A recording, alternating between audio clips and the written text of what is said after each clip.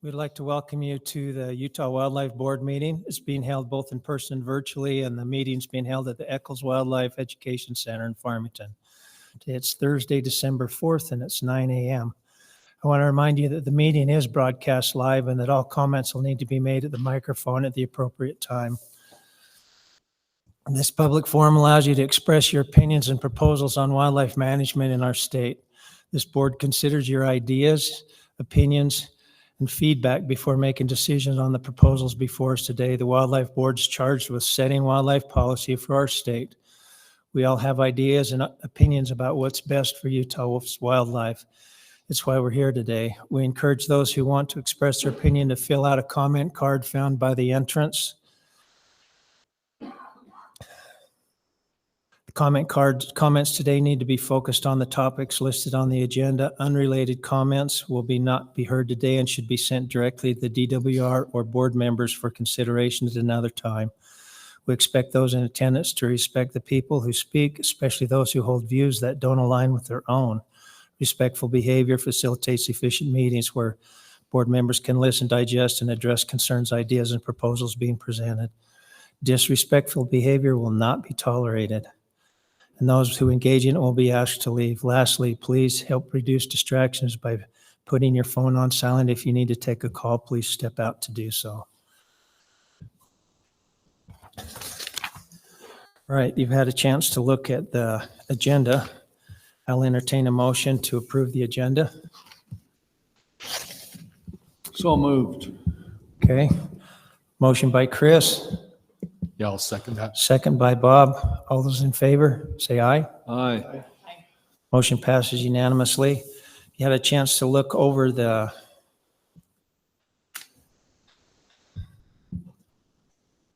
need to introduce them. All right, I skipped a step. We need to do some introductions.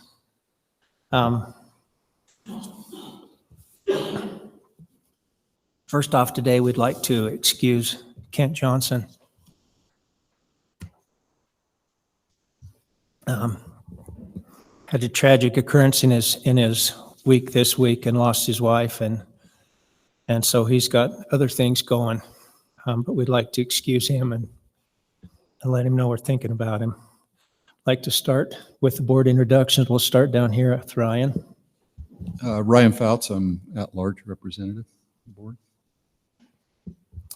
Bob Christensen, representing Northeast region. Paula Richmond, representing Southern region. Justin Oliver, representing the Northern region. Chris Robinson, representing Central region. Thank you, Chris. And I'm Gary Nielsen, and I represent the Central as well. Okay, we'll now have introductions from the RAC chairs. We have Austin Atkinson, who is with us online. Scoot Flannery, Southeastern. Eric Major, Northeastern. Brock McMillan, Central. Brad Buchanan, Northern region. Thank you. Austin, would you like to chime in? Glad to be here today. Sorry I couldn't be there in person, but from the Southern region. All right, thank you. All right, we've had a chance to look over the minutes of the last meeting. Now Stacy gets them out to us pretty soon after, so our minds are fresh. I'll entertain a motion to approve the minutes unless there's some corrections that need to be made. Motion to approve as presented, or not presented, but written. Okay. I'll second that. Okay, motion by Paula, seconded by Justin. All in favor, say aye. Aye. Thank you. All right, we'll now ask Vice Chair Paula Richmond to address old business and action log items. Thank you, Chairman. We had two items on the action log. We're actually going to hear presentations on both of those today. One was from Dax Mangus about the asking the division to look into the use of aerial equipment for hunting and retrieval of game. And we'll have him go ahead and come up and present on that if he would.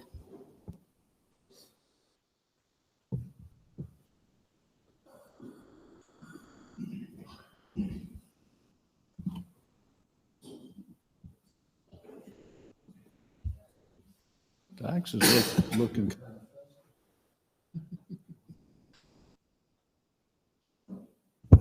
forgive me, new setup here. Thank you, Paula.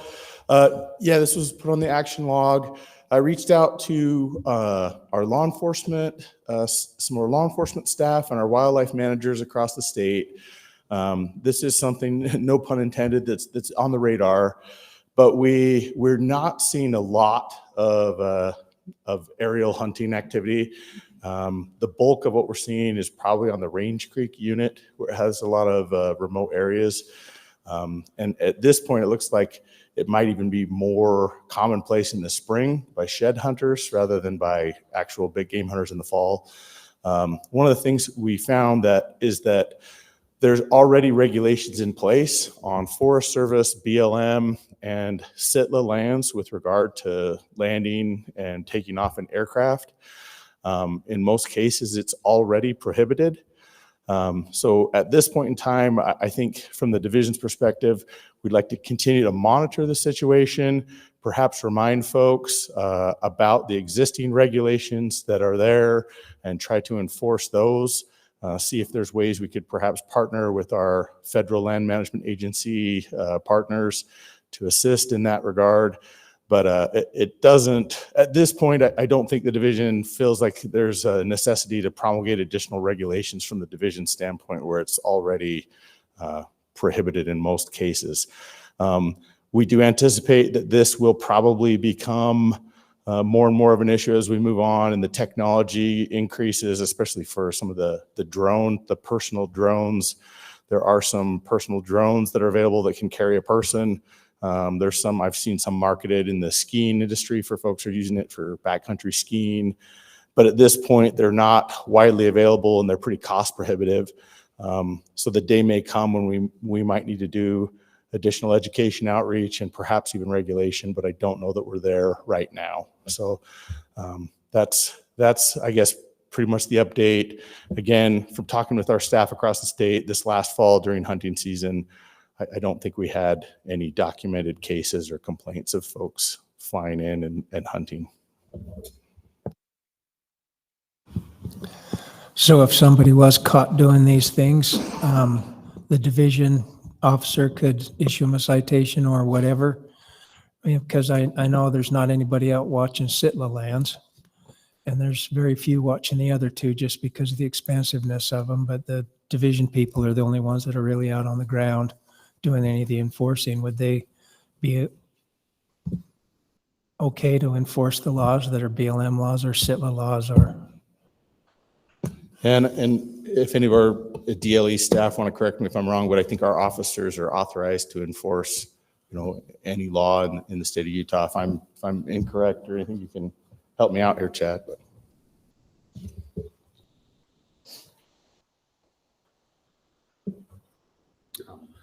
Chad Bettridge, Major with Division of Law Enforcement.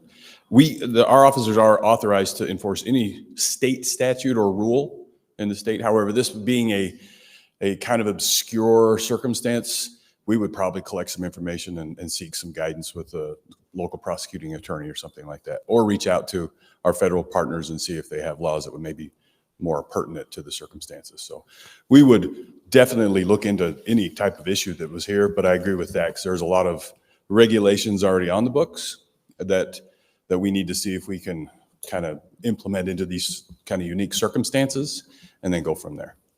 okay, thank you. Questions from the board?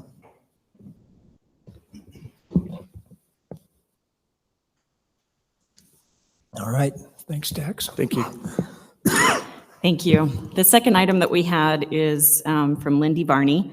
She was looking into private landowner vouchers in relation to losing points and incurring waiting periods. So if she wants to come and present on that, thank you.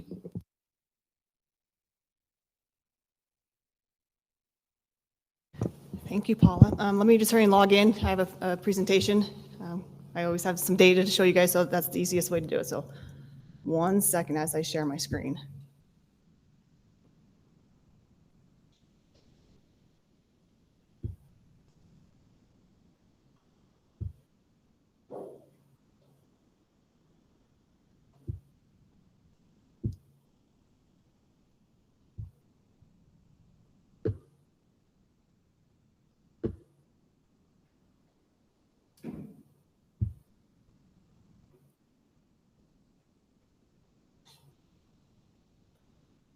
Okay, is that working back there? Okay, perfect. Okay, so yeah, so today I'll be kind of presenting big game permits that are issued outside of our hunt drawings.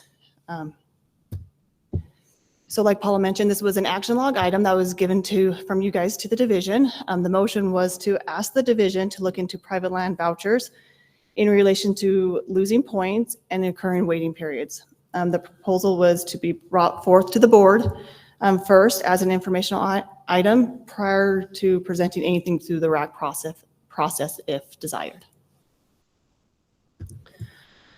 So when I talk about non-draw permits throughout this whole entire presentation, these are the type of permits that I'm going to be referring to.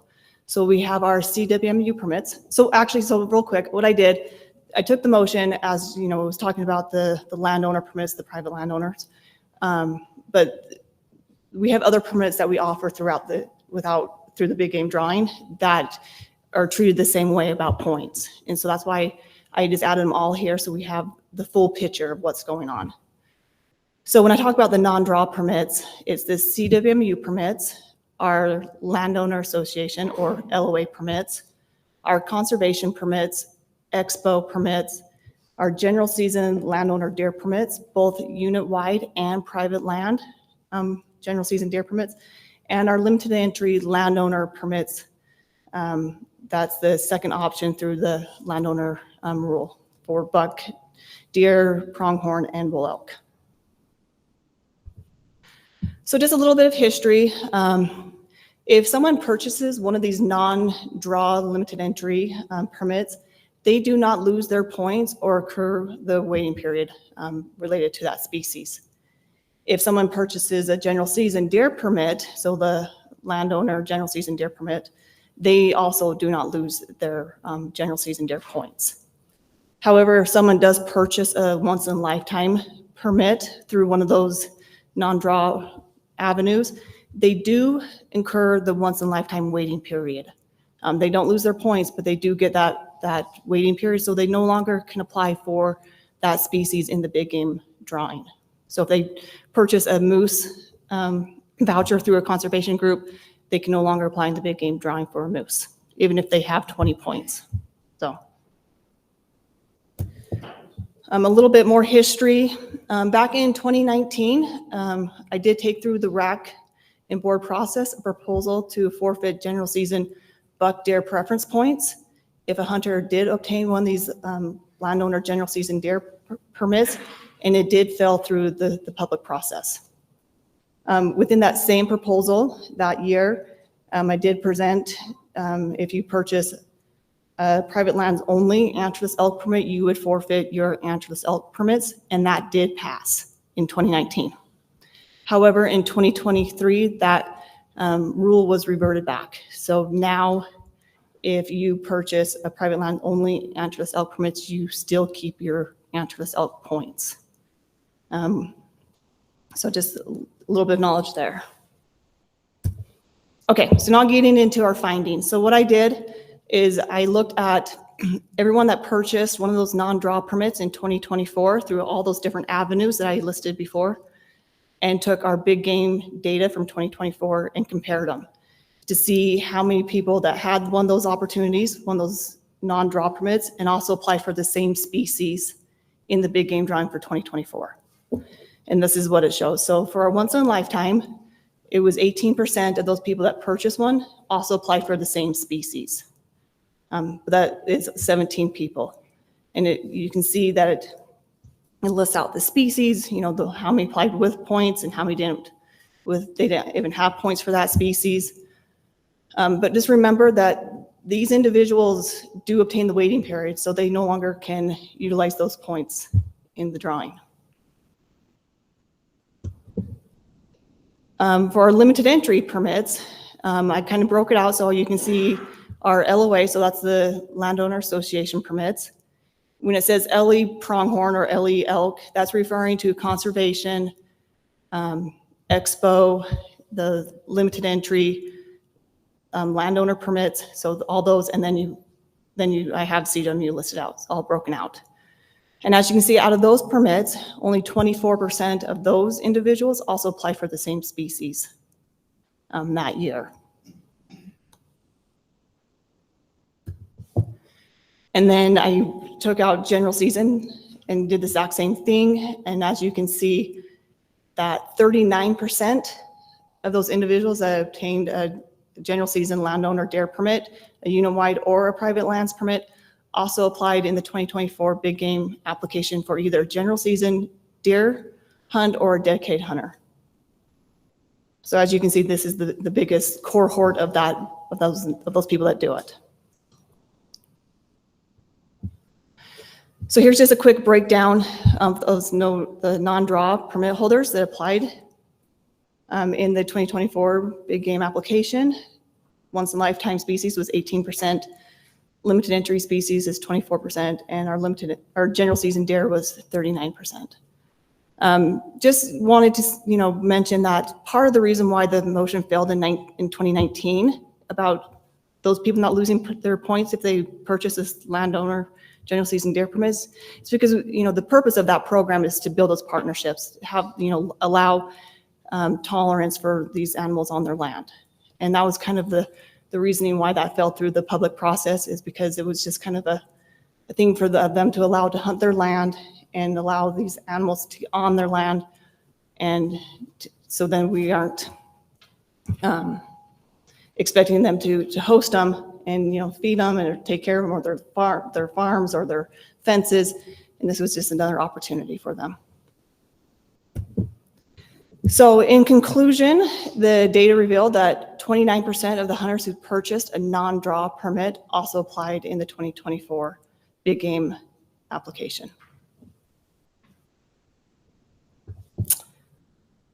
And any questions, I'd love to take them. Questions from the board? Chris? It's Lindy, right? It is, yes. So, Lindy, let me see if I understand this right, because I'm a little slow sometimes on these things. If I buy a CWMU tag, which is a non-draw tag. Correct. And I have points for that species, I lose those points today. For once in a lifetime you would, but not for elk or deer or pronghorn. You would not lose those points. So no matter how you get it, let's go to a moose, let's say that's once in a lifetime. If I buy a CWMU moose tag and I have lots of points accumulated and I've never shot a moose, then I'm one and done. Once I shoot that moose, no matter how I get it, unless I have more than one life, that's the only moose I get. Kind of. So that's the only moose. You can keep purchasing moose every year. Okay. But you're done in the big game application. Okay. So none of these LOA or CWMU tags affect the points other than on those lifetime. Correct. Yep. Okay. And people, and that's a good point to bring up, Chris, is people can purchase their once in a lifetime tag over and over again, or, elk, they can purchase it every year. And some people do. So they're just out of the big game drawing and giving those people that aren't purchasing an opportunity to try to obtain that once in a lifetime species.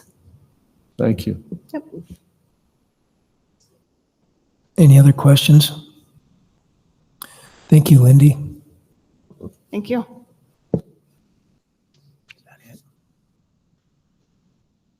Thank you. That's the end of our action log items. Thank you. We'll now turn the time over to Director Riley Peck to give us a division update. Yeah, thank you for that, Mr. Chair and board members. I maybe just wanted to start off and send out from the DWR family our condolences to Ken Johnson. We are reminded at times that there are so many more things important in life than what we have going on right in front of us, and Kent was reminded of that today, and our heart and thoughts are with him. My personal prayers are with you, Kent, and we hope that the next coming days are wonderful and you have an opportunity to spend that with family, but our thoughts and prayers are certainly with you. The division has been busy, as you can imagine, in this fall. Wanted to start off with maybe a non-hunt related item.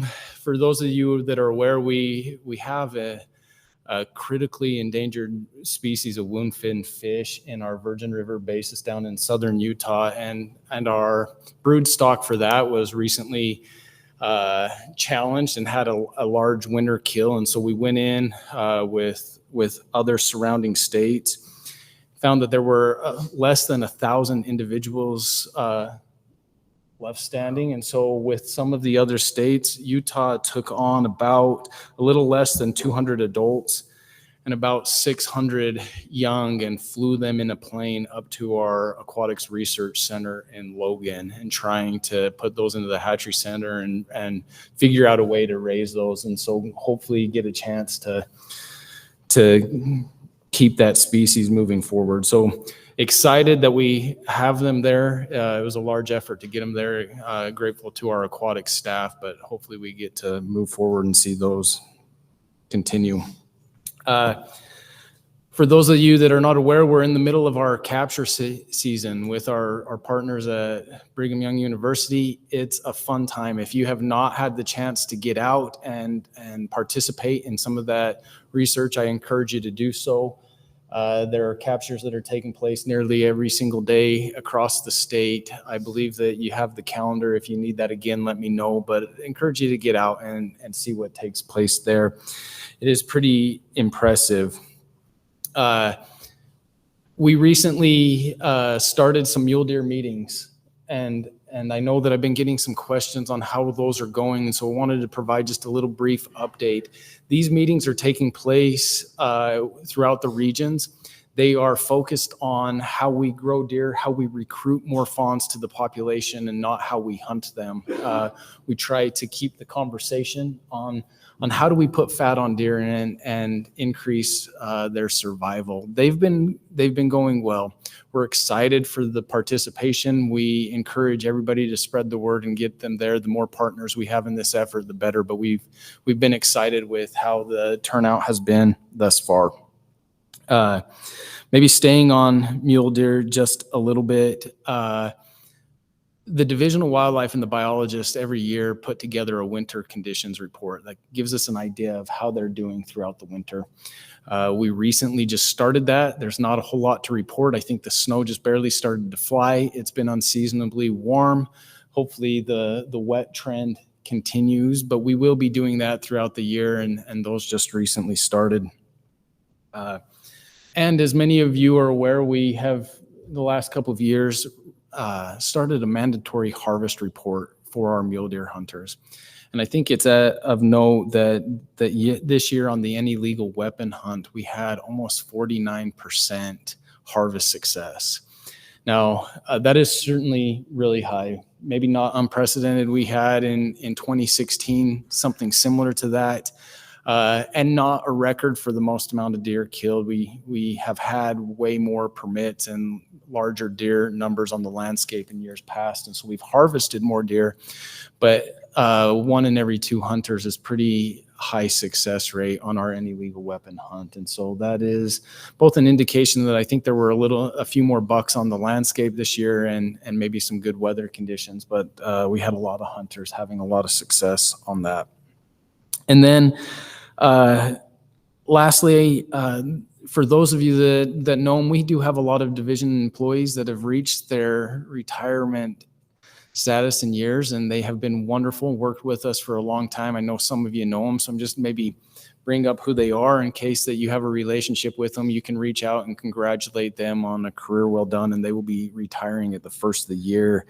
We have Mark Hadley, Eddie Hansen, Ron Nilsson, Russ Norvell, Paul Thompson, Jim Van Leeuwen, Morgan Williams, and Lynn Zubek. And so they've worked hard. They've done a wonderful job. That is 8. It seems incredible that anybody stays in their job for 30 years anymore, but especially in one place. And so we appreciate them. What a wonderful job that they have done for the division.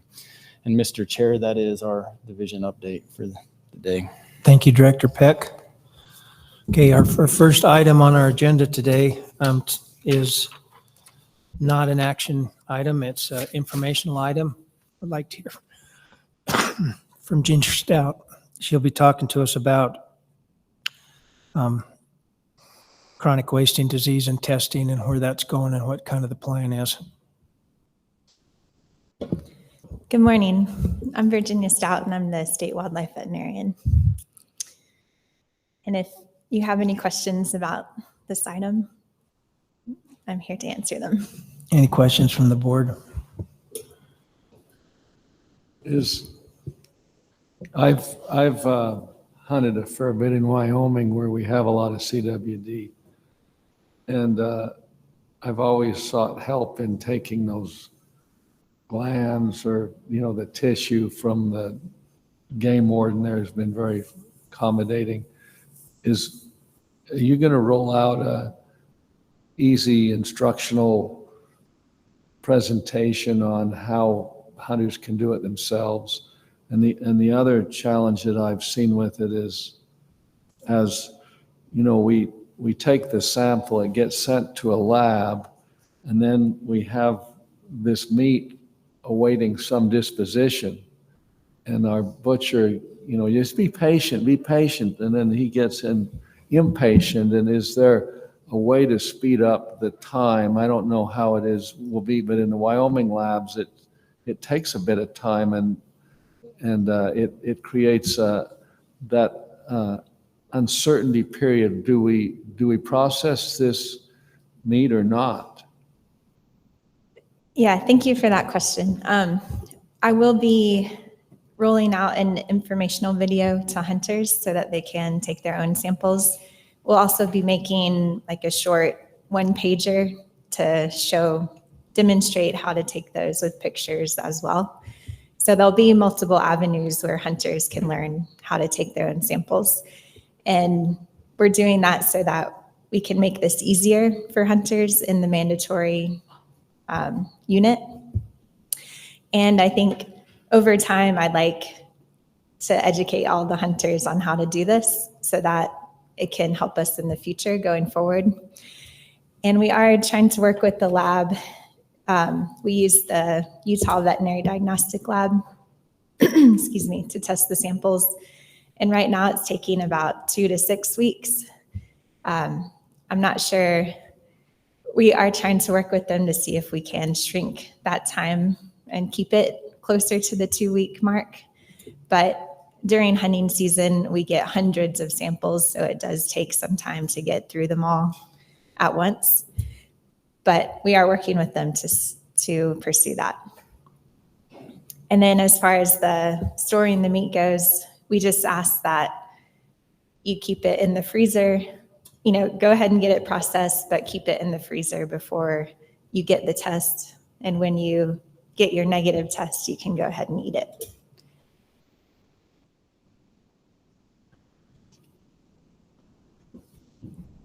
Is there any evidence whatsoever that it gets passed to humans?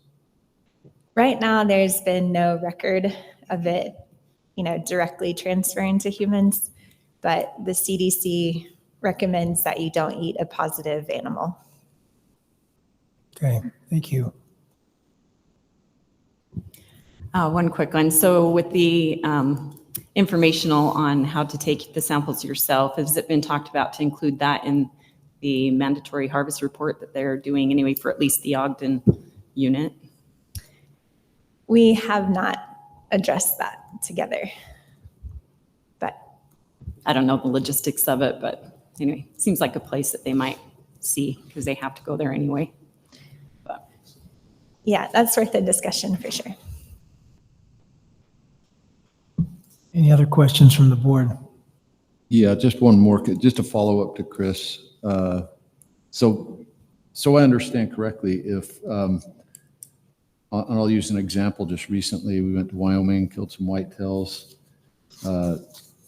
Fish and Game officer came out, took samples out, waited 2 weeks. We went and had the meat processed. In the meantime, my sons came back with CWD. He threw that in the dumpster.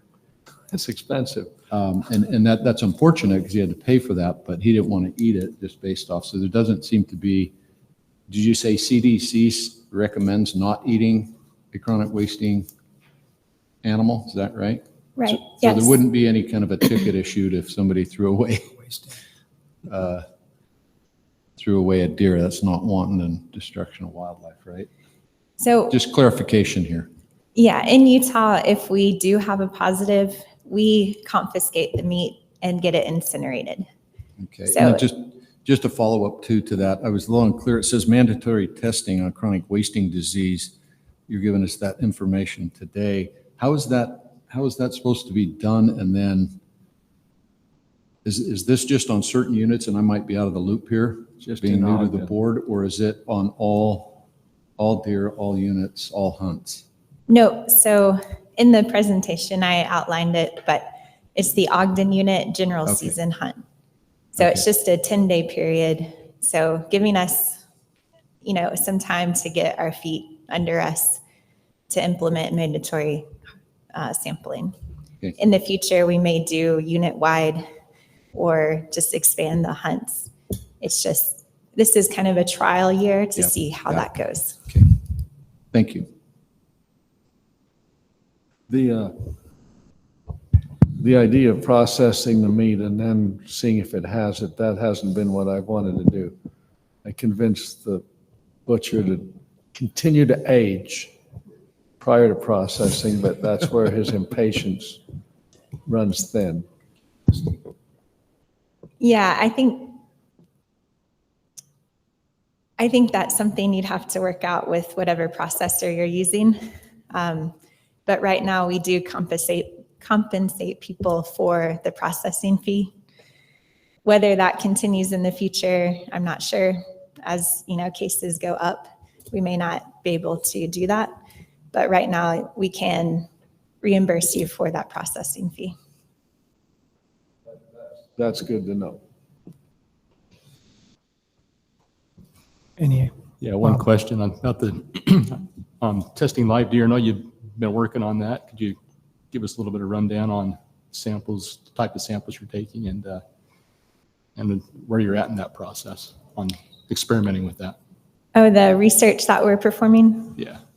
Yes, right now we're looking into live animal sampling.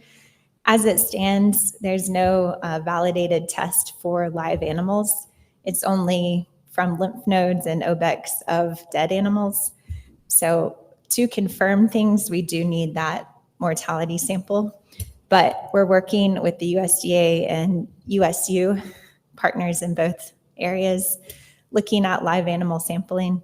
So we're taking ear punches, nasal swabs, fecal samples, a variety of samples we can easily get from live animals so that we can test those for CWD.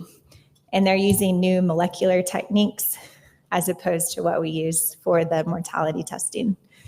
So it's looking promising on some of the samples. We don't have, great results yet, just because it's still in the process of going through the lab, but we're hoping to have some results in the next couple of years.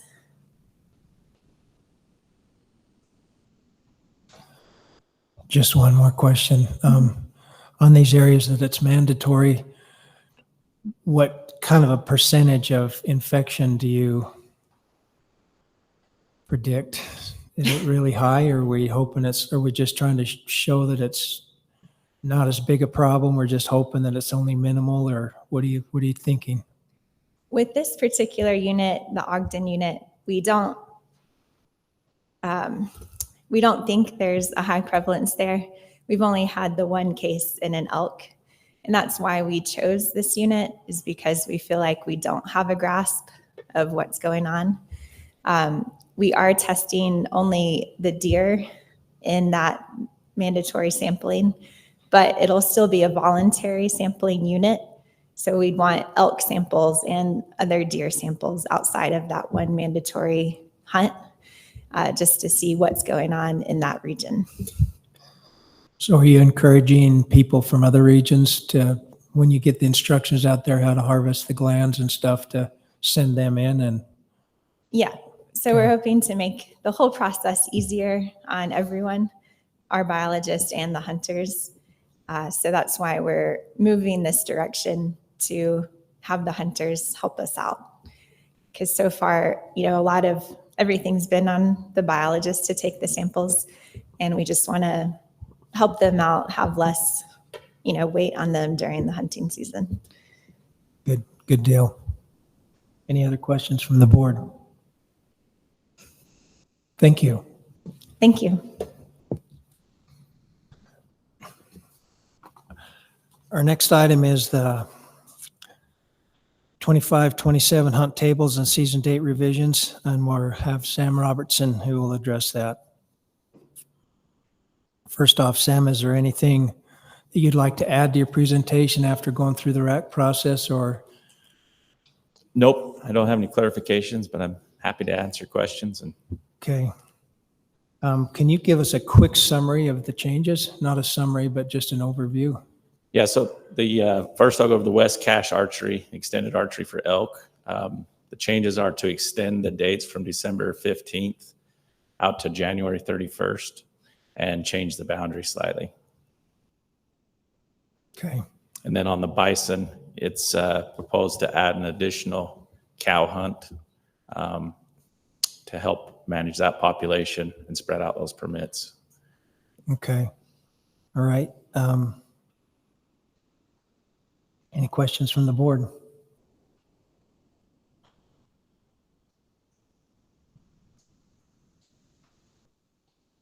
Questions from the RAC chairs?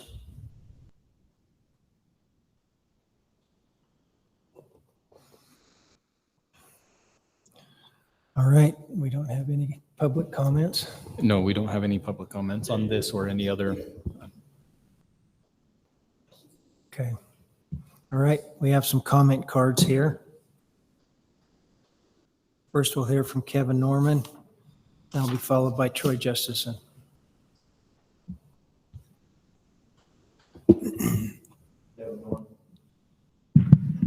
Kevin Norman representing SFW. I just want everyone to know Sam nearly got me killed at the deer capture yesterday, but it's okay.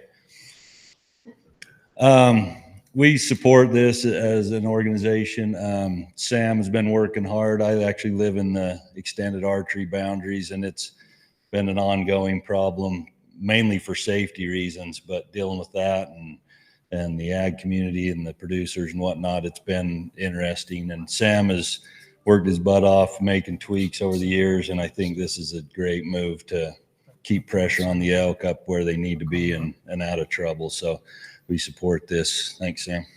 Thank you, guys. Troy?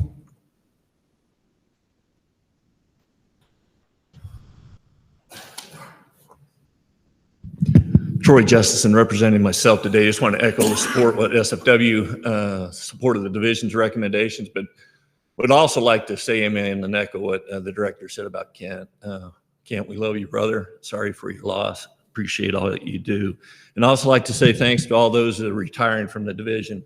Don't know all of them real well, but I do know one very well, and that's Brother Zubek. And what a great guy. Going to miss Lynn, so I want to thank him publicly for all he's done for especially waterfowl and upland game in the state of Utah. Along this lines, we've got an issue with the Antelope Island deer hunt, and both for the individual that's purchasing the tag and also the individual who draws it through the public. Right now, they have that hunt in November, right during the middle of the rut. And because we have such a small population of deer there and such a high buck to doe ratio, those deer are extremely aggressive, the bucks are, and a lot of those bucks are busted up by the time the hunt comes around and does not provide the opportunity for both of those individuals to have the hunt that they could have. So we had asked that the Wildlife Board add this to your action log and look at possibly moving those dates up in October just before those bucks start to bust each other up. So thank you. Thank you, Troy.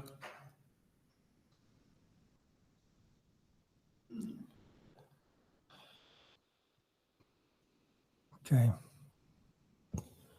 Got the RAC chairs. You want to summarize your discussion and your motions? We can start with, let's start with Austin, if that's all right. Thank you, Mr. Chair. The Southern Region had two motions on this item. The first one was to accept as presented, but we wanted to lengthen these archery hunt to give the same number of days as the rifle hunt. That motion was discussed and failed 2-6, 6 opposed. The follow-up motion was to accept as presented, and that passed unanimously. That is all. Thank you, Austin. Scoot? In the Southeastern region, there was actually 4 motions made. The first was to accept the boundary change in the elk as presented, and that passed unanimously. The second was to run, regarding the bison, to run the cow hunts at the same time to leave days in that late archery hunt. And that one failed 5-3. And when I say the same time, I mean it's the same time as it was before. Then there was another motion made to swap the new cow hunt with the archery season dates. That one failed 6-2. And then the final motion was to accept the recommendation as presented, and that one passed 7-1.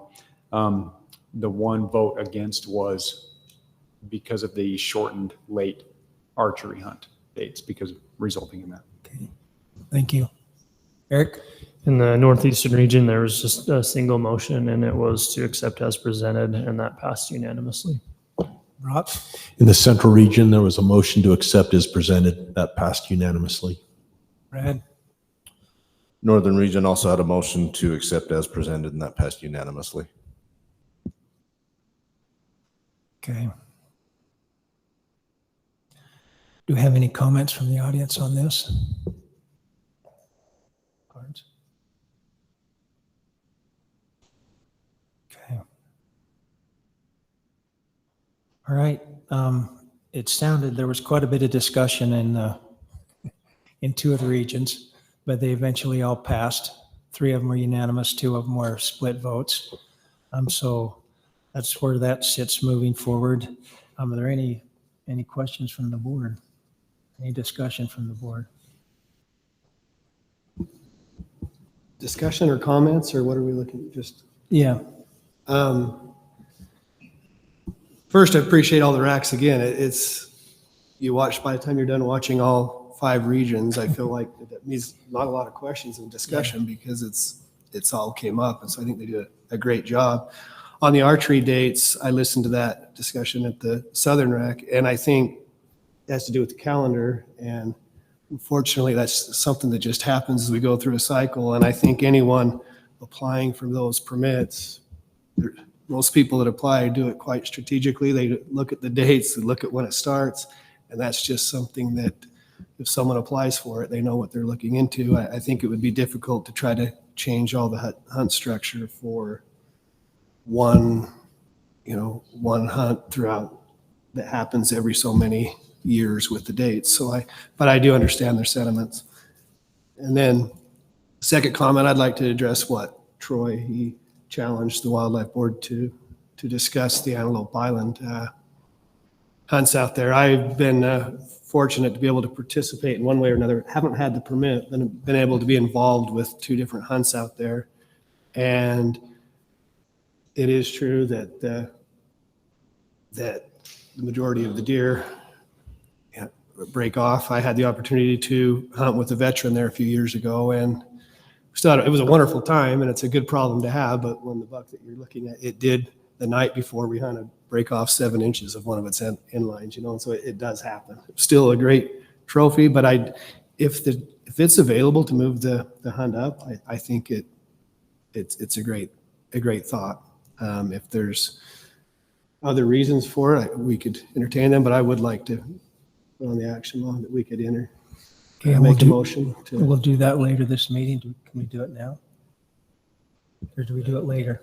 Director? You can make that as one of your motions for this action item. Okay. Just add that the division look at this, and I think that is something that we're willing and able to do. So just include that in the motion if that's what you guys choose. Justin, and vote on that. You want to When make we a come motion? time for that, I could do that, because there's still some, I'd also like to address the MOU a little bit on the hunt dates and some overlap things. And so I think it's something that it could be looked at. Having been out there and speaking with both the paid hunter who purchased permit and the state hunter, we do have some overlap of the hunts, and it does take away from maybe the experience a little bit. It puts the potential to have 4 hunters on the island at one time And I think that might be a bit much considering all the public, also the amount of use that's on the island from hiking and everything. I think it might be something to look at to try to avoid possibly having 4 hunters out there at one time. So anyway.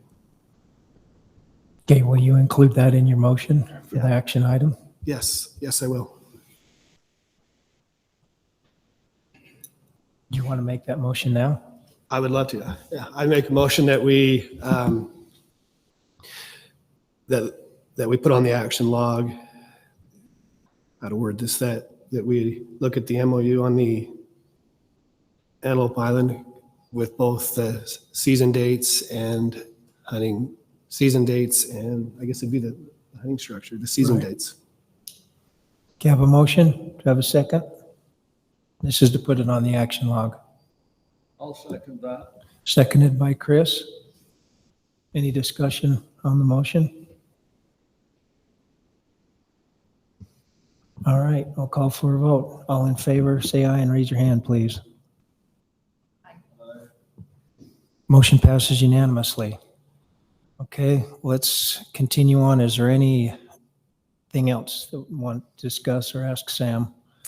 Yeah, just back to the, listen to the racks as well with the discussion on the archery bison hunt there. And if I understood correctly, the average days was 6 to be able to harvest. And I think the shortened length of that season was 8. And so I think that's ample time. They'll probably have to, it's over a week to be able to harvest.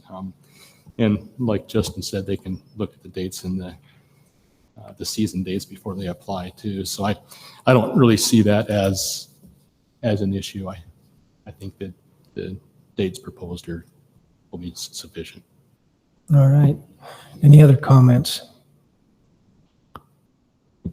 Just in general, going through the racks and everything with the comments about the archery. I love archery. Anytime you can throw in some archery hunts, it's great. But I do understand the purpose of this one was to give people an opportunity for a hard hunt. They're going to know it's hard because of the dates, but those that might have lower points but want to draw once in a lifetime and go out and give it a go. So my understanding is that's the purpose. It's meant to be hard and to give people an opportunity to use some lower points that couldn't just draw it without. So understanding that, I see where it fits.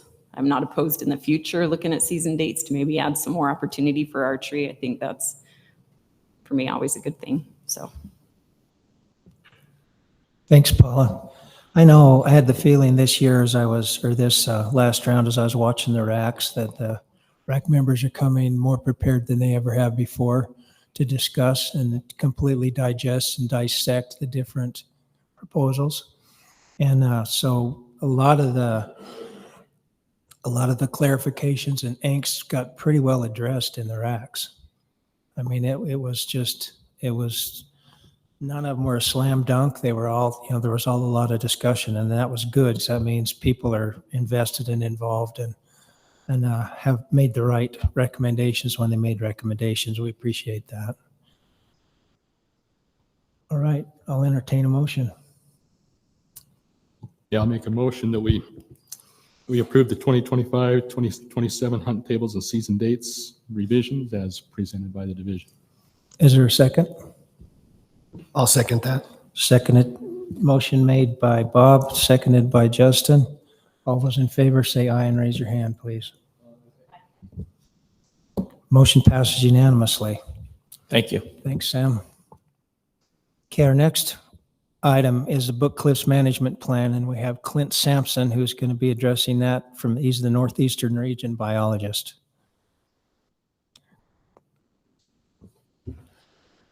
Clint, do you have anything that you'd like to add or clarify or contribute? Oh, it's always a risk when you get me up here. So I'll try my best. Just as far as clarification goes with the bison plan that you guys will be voting on today, there are 2 members listed on that committee that were not able to participate in the committee. And so we will remove their names and who they represent from that, from the document moving forward. Thank you. Do you want to just quickly summarize the plan? Not a detailed one, but just kind of what the changes are, highlight the changes?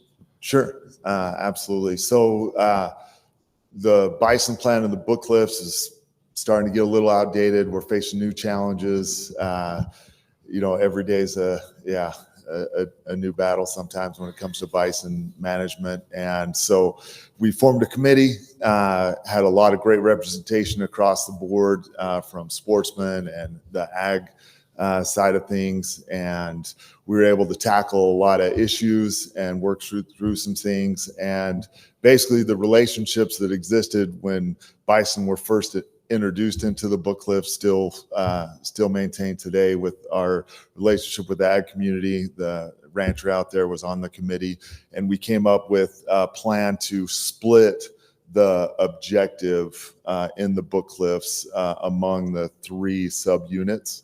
And so we decided to lump the South and the Little Creek, or also known as the roadless, together, and have a wintering adult objective of 400 animals on that, on those 2 units. And then on the Bitter Creek side, we decided to set that wintering adult objective to 250 animals.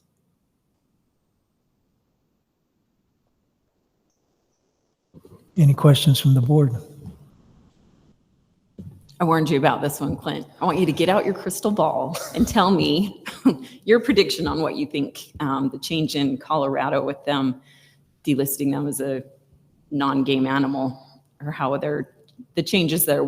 How do you think that's going to affect how the buffalo traverse back and forth, or what you think might happen there? That is a great question, Paul. And I do wish I had a crystal ball. I was on Amazon last night looking and still striking out. But Christmas is right around the corner, so maybe my wife will come through. But the 2 things I know about bison, they respond to hunting pressure and habitat projects. And so if, that skirmish line on the border is lifted and bison are not, shot on site anymore, it could definitely affect their movements, and they could get more and more bold to go in to parts of Colorado. For the most part, that Bitter Creek herd is shown to be home bodies as we've increased hunting pressure on them and also increased habitat opportunities for them. We've seen that they will spread out and they will, venture out into new areas. And so going forward, hopefully we have, maybe a little bit of input with Colorado and their management strategies on their side. But yeah, when you remove, a threat like that to them, who knows? Okay, thank you. Do you think how's the relationship? Do you think they would be open to having a over the counter just to keep the pressure on? I mean, you kind of mentioned that earlier. Is that way up in the air and we have no idea? Colorado can kind of do what Colorado wants to do on their side, but if we had any kind of influence, that would be a great way to kind of maintain our bison herd how we've been doing it. Allowing, for a hunt like that to take place would definitely, I think, put the adequate pressure on them to keep them, keep them home.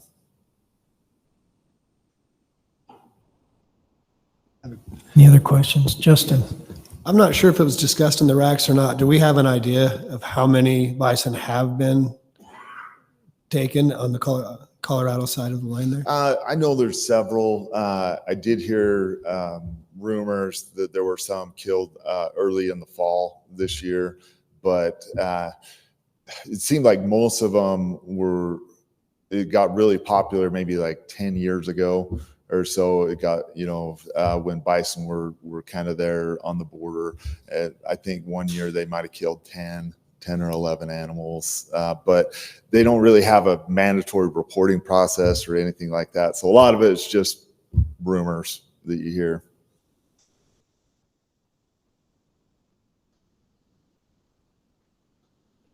Any other questions from the board? Mr. Chair. Yes, Chris?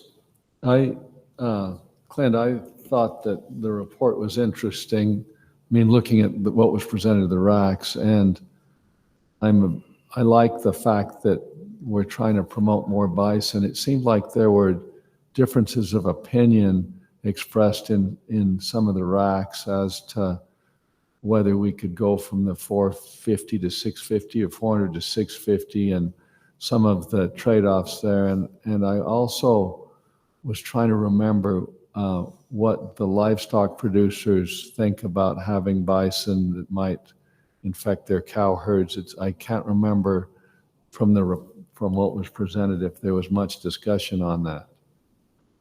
No, absolutely. So, yeah, as far as the impacts, on the grazing community and the Book Cliffs, currently there's one permittee that runs cattle in the Book Cliffs, that it's mainly on the west side of the unit.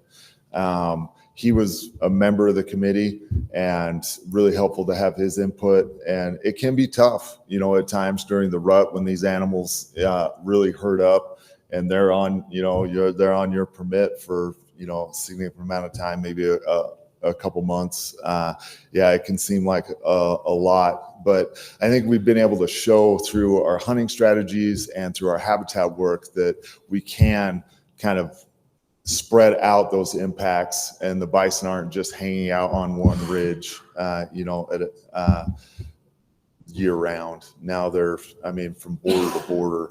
It's pretty amazing the changes in their behavior that's taken place just in the last 4 or 5 years. Can you mention when there's been range treatments, you said that's a big attractant, like chainings and seedings and stuff tend to create habitat that they really like to stay on and keeps them from wandering into Colorado or elsewhere? Absolutely. We've had good responses to bull hog treatments out there where they go and just mow everything down and then throw some seed behind that if they can. Water developments have also been a really big factor for them. Those two seem to really respond. Also, lack of roads, pressure.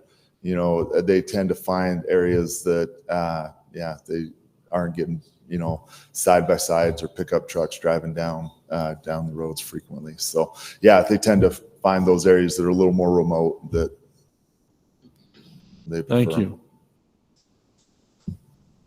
Any other questions from the board? Questions from the RAC chairs?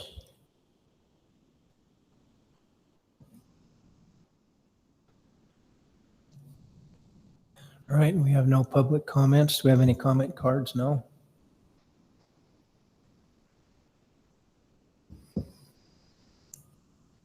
All right.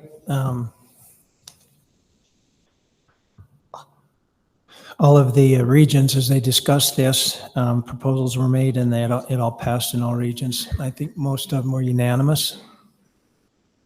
So we're to the point where we'll entertain a motion to move forward. Yeah, I just want to make one comment about the habitat projects. There's been a lot done on the Book Cliffs, and there's in the plan there is several pages of a list of all the projects that have been done out there for habitat improvement, and I thought that's pretty cool to see that done. Was that like 200,000 acres, that big list? Wasn't all in the Book Cliffs, was it? That maybe it was somewhere else in the packet. There was a ton of projects that. Oh, the Book Cliffs gets a lot of, it gets a lot of special treatment, I've been told by other biologists that are jealous. So, yeah, we're pretty fortunate out there for sure.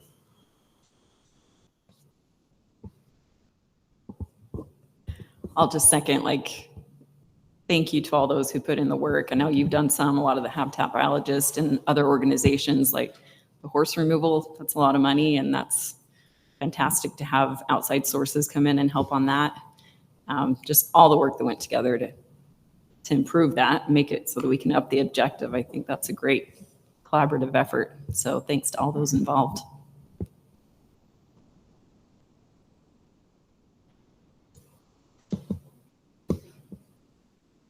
Thank you, Paula. I agree. No, the range has been in pretty rough shape out there from time to time, and right now it's doing pretty well. And there's a lot of reasons for that, but most of it was everybody chipping in and getting after it. So thank you.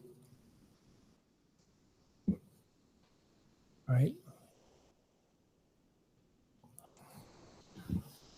If there's no other comments, I'd make a motion that we accept the Booklist Bison Management Plan as presented. I'll Okay, second motion made that. by Justin, seconded by Ryan. Okay, all in favor, please say aye and raise your hand. Motion passes unanimously. Thank you, Clint.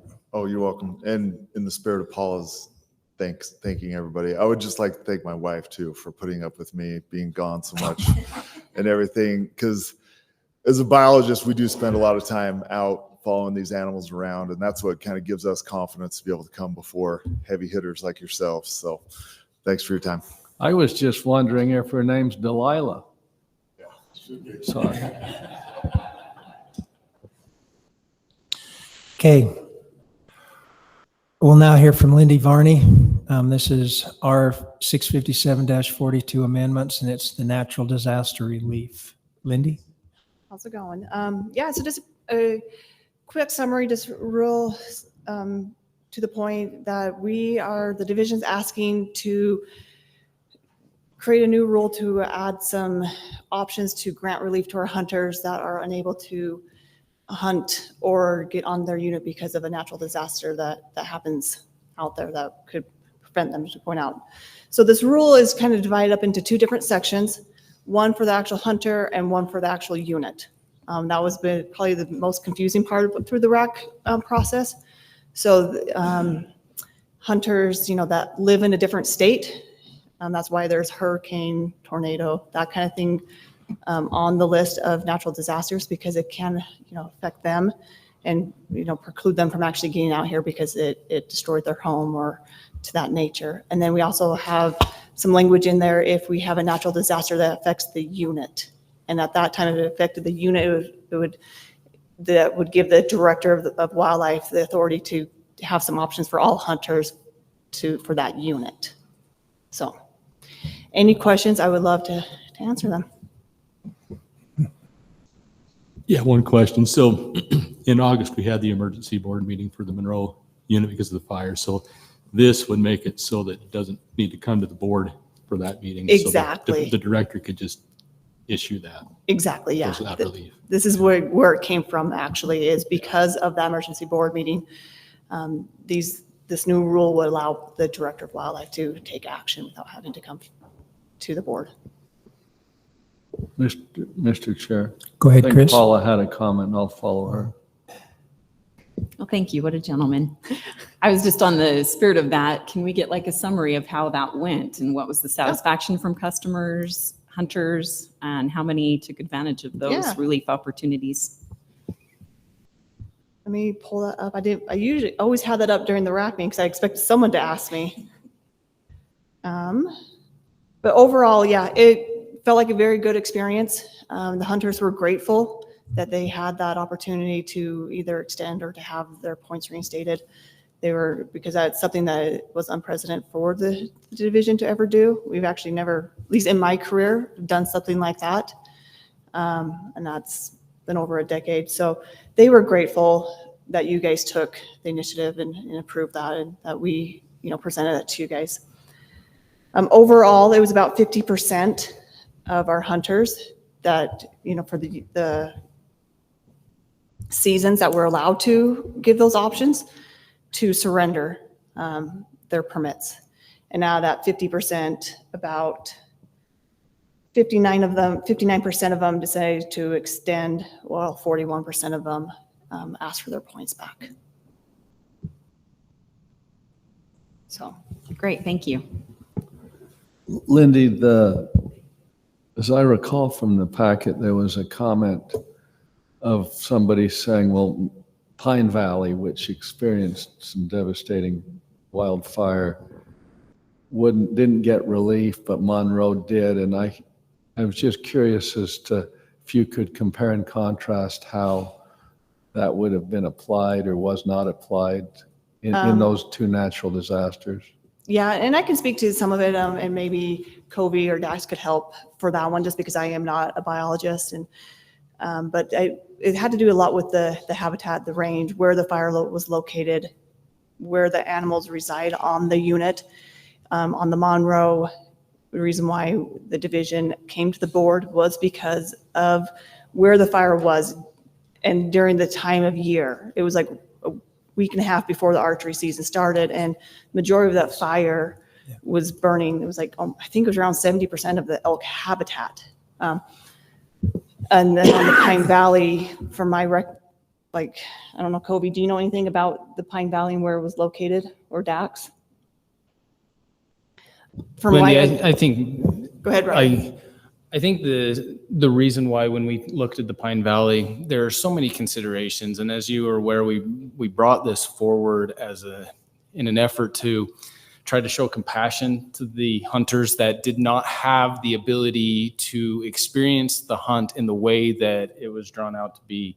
And on the Monroe, we had 70% of the elk living in infected fire zones. And on that Francis fire down on the Pine Valley, we didn't receive those numbers. We had the ability to spread out and have a quality hunt. And so what the division, and ultimately Lindy, is recommending right now is the ability for the division to provide some compassion to those hunters and be better to our constituents in an area where their hunt is impacted as such that they cannot have that experience. And so when we looked at that, there's a lot of details that could be given on the Francis fire as compared to the Monroe fire, but ultimately you had the ability to go and experience a quality hunt on the Francis area differently than you would have been able to on the Monroe. And so every time that this authority would be taken into place, if the board grants this time, it would allow for us to bring on that compassion that is different than we have right now. We needed the board to act in an emergency session. And so there was a big difference between the Francis fire and the Monroe fire this year, both in the scope of the fire and the amount of animals that were impacted. I like what you said, and I also like the fact that you as the administration can make those calls without emergency convening of this board. Any other questions from the board? I have a question. Justin. Director, how would that look as you guys are in discussions? When you make a decision like that, how does that process work? Yeah, I think that in the plan and the request that Lindy has spilled out, it's detailed pretty significantly. But I think that we want to err on the side of caution for the permit holder. We don't want to be in the business of just giving somebody their points or their hunt back willy-nilly or for any random reason. However, if there is a significant impact, right, there are hunts that individuals have waited decades to draw. And if a natural disaster that is outside of anybody's control comes up, we want to make sure that we're not just sending them a letter of apology and saying, well, sorry about that. We want to be able to provide that. We look forward to these. These are our passion, our love. And so I'm not answering your question in great detail. I think the plan does, but I think we're going to err on the side of compassion. And real quick, Justin, when it comes to the hunter side of things, we have a committee, like an internal committee that we review, just like we do with variances, to make sure that, because like Director Peck said, it is outlined in the rule, like all the criteria that they need to meet, and we review it. And then on the unit side of things, it's going to be a handful of people, giving out information to our director and to leadership, helping those people out, making those decisions. The purpose for the question was just to I would like you guys to be protected and make sure there was a process there, so it's not aimed at one individual, that they can say, we met, we discussed, this is how we did it. And it sounds like that is in place. It is, yes. Any other questions from the board? Questions from the RAC chairs?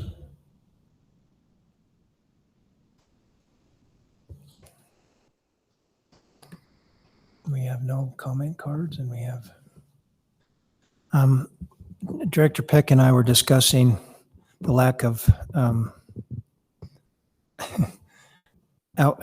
input from the different regions, and we figured it's probably just because the information was out there and people had a chance to really look it over, and they just didn't have questions or concerns about it. And it's nice to see it get to that point. All right.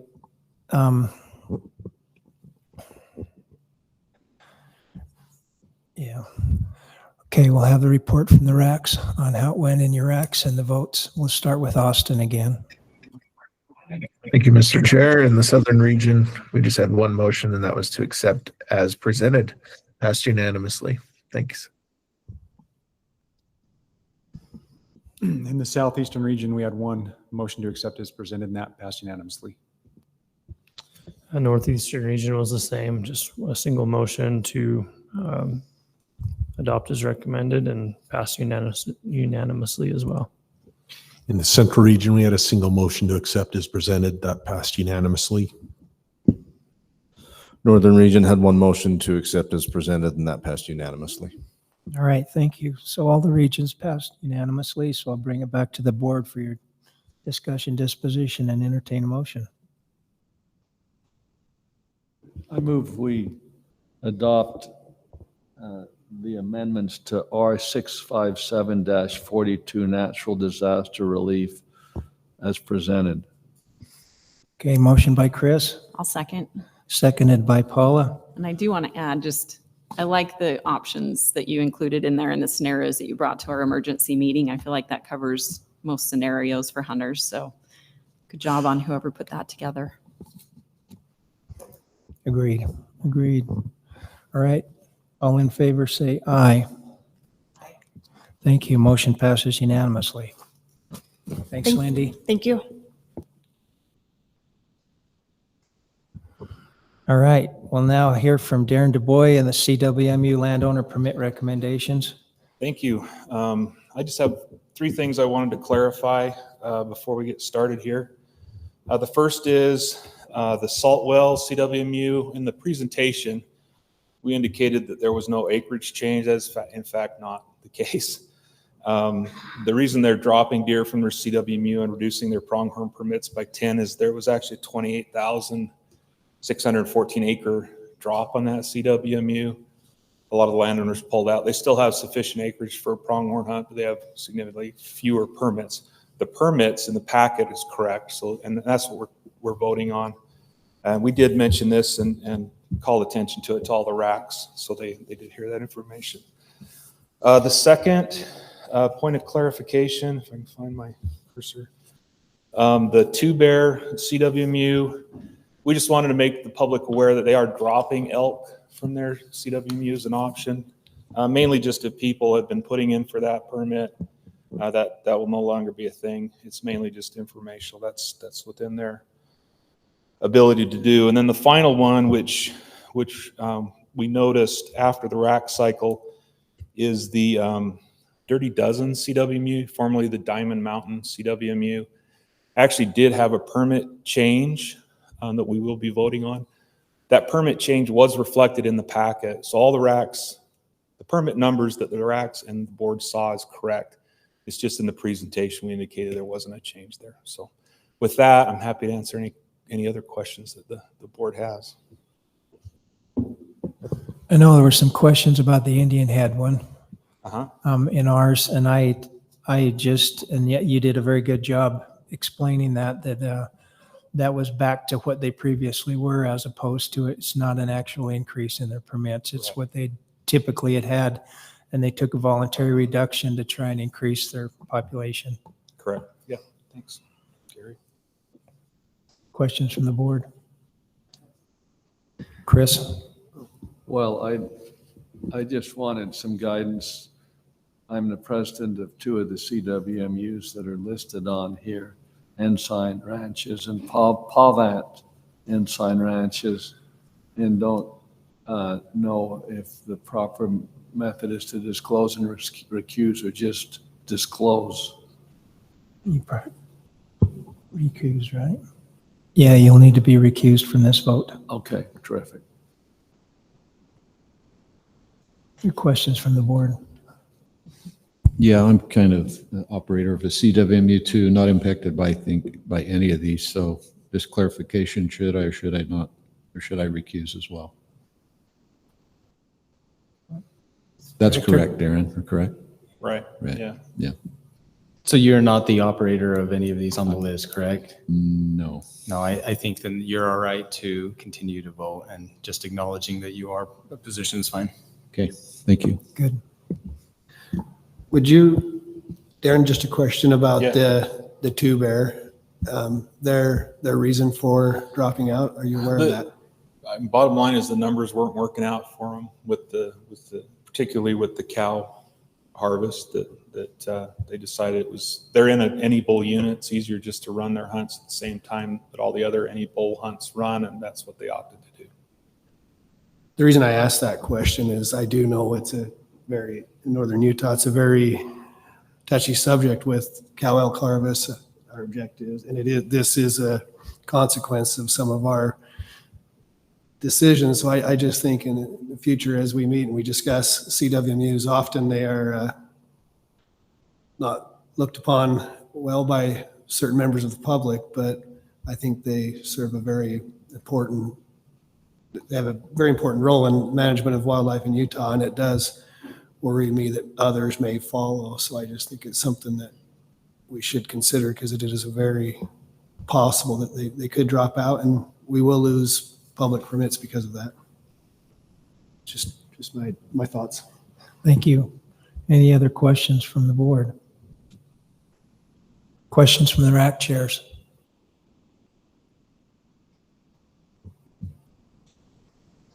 Okay. We'll have our rack chair report on the motions and the votes. Start with Austin. Thank you. In the southern region, we just had one motion, and that was to accept the recommendations as presented, passed unanimously.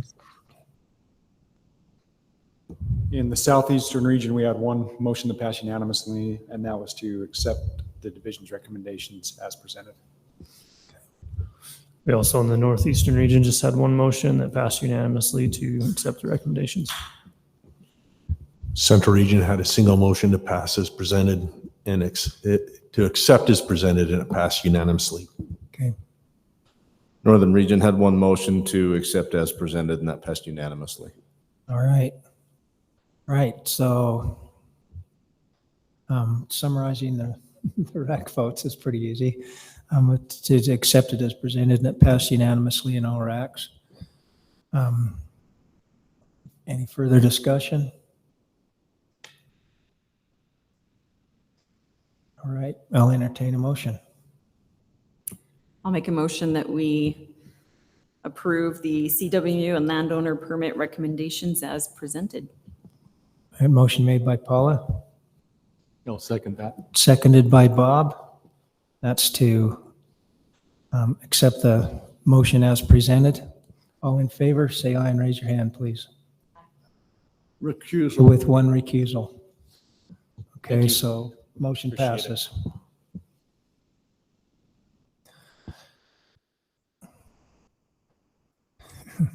Darren, we're not quite done. Okay, we'll now hear about the Blackhawk CWMU and the Hiawatha CWMU variance recommendation. That's Darren Du Bois. Correct. Take So it I away. believe in the memo, the details are, I hope are clear, but obviously I'm happy to answer questions. But I'm trying to remember which one.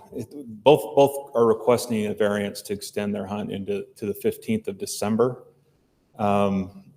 They brought that request to the CWMU Advisory Committee, and the committee endorsed that recommendation. So now we're recommending to the board that we go ahead and allow that. The Blackhawk CWMU actually asked last year for this variance, and there was some question about whether or not we could even do that. So we ran that through our attorneys, and they said, yeah, that'd be permitted under the current code and rule. And so they brought it back to the advisory committee, and that's why they approved that for this year.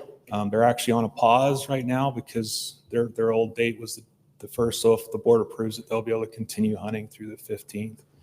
And then the other request was essentially the same request from Hiawatha, but and so the advisory committee approved that for the same reasons, and this would be in effect next year. So hopefully that clarifies that for everyone. Sorry, I got so used to the rack schedule, I just thought I was done. I was going to ask if this was a record short meeting. Okay. Thank you, Darren. I know I had a chance to serve on the advisory committee, the CWMU, for a while, and people would come to us with ideas and things that needed to happen, and it was very well vetted before it moved forward and got a recommendation from the committee. So I'm comfortable with that. Questions from the board? Yeah, just one question on what, I was just curious what the original dates were. Good question, Bob. I want to say September 1st, but let me double check.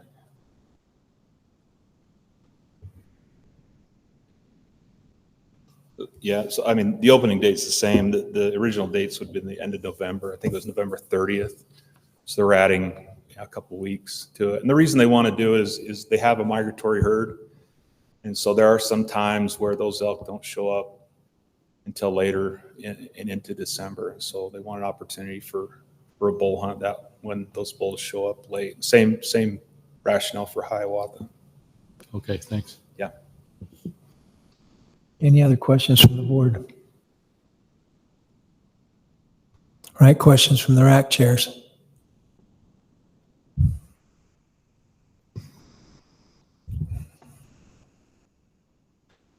Okay, and we don't have any electronic comments. We'll start with Austin again with the rack chair report.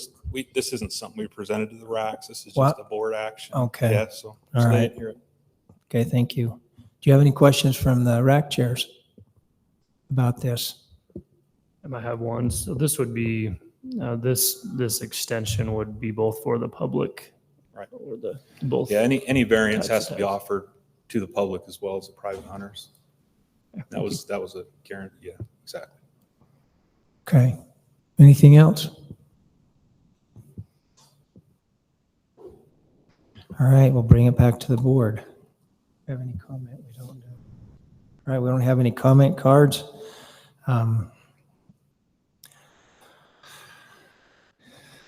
It passed all of the racks unanimously, so we'll bring it back to the board for your disposition on this one. And pass the racks, right? Sorry. Yeah, the rule Yeah. for variance is it just requires just a board action. variance. So yeah, Okay, so thank you. Gary would just bring it to the board. Thank you. All right, any discussion on this?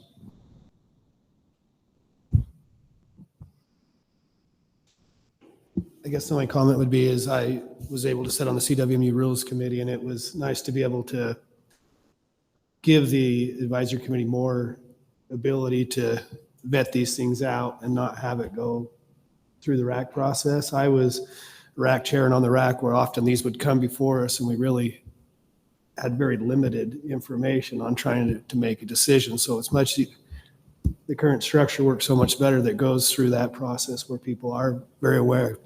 It's able to go through. And so once it arrives to us, it has been vetted. And with that, I'm quite comfortable with, if it's been presented by the advisory committee, I'm comfortable with it. And I would make a motion that we accept the proposal as presented.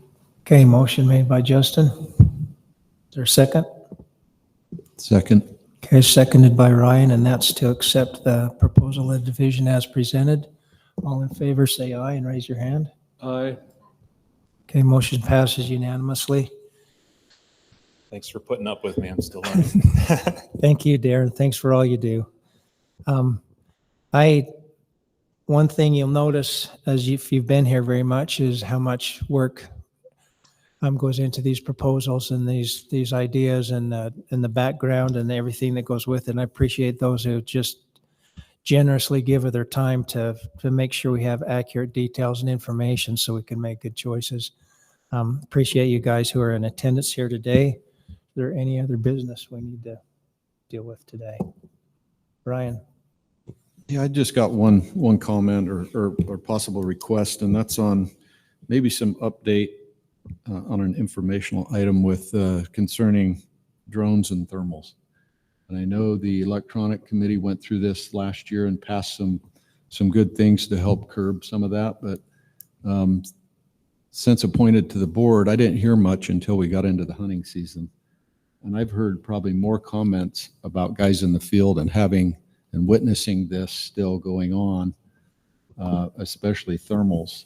And I guess maybe make an information item maybe for our January meeting where we can maybe have an update from the division on what's happened this fall, what did they encounter, what did they see. I think we got to get the public hunter involved that's in the field in some of this somehow. I'm not sure how. And then I did receive from Austin last night, he added me to, I think, the committee or people on the committee. You may have all got that. And I'm not saying to revisit that, but I'd sure like to be brought up to date on that, because I've had people corner me and just say, hey, I know you're on the wildlife board and this is what I saw, this is what I witnessed. And unfortunately, it's a real problem. It really is in assisting people to harvest animals illegally. There's a lot of pressure on a lot of people out there to try to kill the biggest and the best. And so maybe we can just have a refresher on that maybe in January is what I'm requesting. I think that's an excellent idea. I have people tell me the same things. Yeah. You know, and I said, well, take a picture of them. It's not like anybody goes anywhere without their phone. Take a picture of them using it. Take a picture of what you see, and then you have proof. Chad, will that suffice to get some action on it, or? Yes? Okay, got thumbs up. No, because and they've made some really quite stiff penalties for people who get caught. Like, I think, if I remember, that if you're a spotter or a guide working for an outfitter and you get caught with a thermal, that the guide that you're working for loses their license. Seemed like that's how we set it up a few years ago when it was coming up the pipe. Is that true or not? And that's what I remember. So that's what I've been telling people is says, if you get, this happens, here's what's going to happen. So if you see them and you see them using it, take pictures. Take pictures of them using it. Okay, and people go, well, you can't do that. It's at night. Well, early morning, late evening. I mean, it's a game changer. They can see stuff that you can't see with your eyes because they can see through bushes and stuff. And so anyway, so I just encourage them to turn them in, you know, and I know we got to get some public support, so it might be a good time to get a little more public talk about it. I agree with you, Ryan. Can we fit that one in somewhere? Okay, all right. Director says yes. Thanks, Ryan. Anything else needs to come before the board? Ryan? Sorry. The other Ryan. Chris. I find it interesting reading the summaries from the various racks. They get the same presentation. I think all of them do, don't they? I mean, that's what but there's different feedback, obviously. Some it's closer to home for some than others, but I was wondering if it would be possible for someone in the division to send out a calendar invitation for the upcoming RAC meetings, you know, well in advance, like we have for this board, so that and with the link to the Zoom, so that it's really easy to get them on the calendar, and know of those. Like I was reminded that we have a central RAC, I think, on the 9th. Yeah, coming up next week. Tuesday. Stacy sends that out. And She then sends out an email, but it doesn't wind up as a calendar invitation, I don't think, where it. No, I don't know. I know she sent out a calendar. We voted on a calendar No, I've earlier got the this calendar, year. but it'd Okay. be. Are you talking about a specific calendar invite to like your Google Calendar so it To shows up Outlook. on your calendar? Well, yeah, then I'm pleading out of a sense of laziness. Yeah. I would imagine that is something that we could work out. However, I don't want to speak for Stacy, and she is coming to the microphone. so is She that works right? weekends and Is there if we- holidays, so I'm sure she has time. I have time. It's just whether or not you can afford my overtime pay. But I do put the board agenda items on your calendar. So I will go back and put the RAC meetings on all of your calendars. I can't do that Maybe they don't all want until, them. It would be nice if I had them. oh, I'll just do them for you then. The rest of them can fend for themselves. I just can't do it until the links are actually established and available, and we have some overlay when our RACs kind of overlay like these ones did. I have to wait for links to kind of clear out, but I will throw it on your calendar so you won't have to lift a finger. Thank you. And the only one of the list that Riley read was Paul Thompson, who's been a great fisheries friend for a long time. I sent him a little note, but it's great to see. I hope these veterans of the division have a great next chapter. All right. See no other business, I'll entertain a motion to adjourn. So moved. Thanks, Bob. Bob moves, we adjourn. Second. Justin, all in favor, say aye. Meeting adjourned. Just so everybody knows, lunch did arrive, so I know that we're a little early for most of you. But however, please stick around. There's plenty for everybody. We'd love to have lunch with you here. So thank you.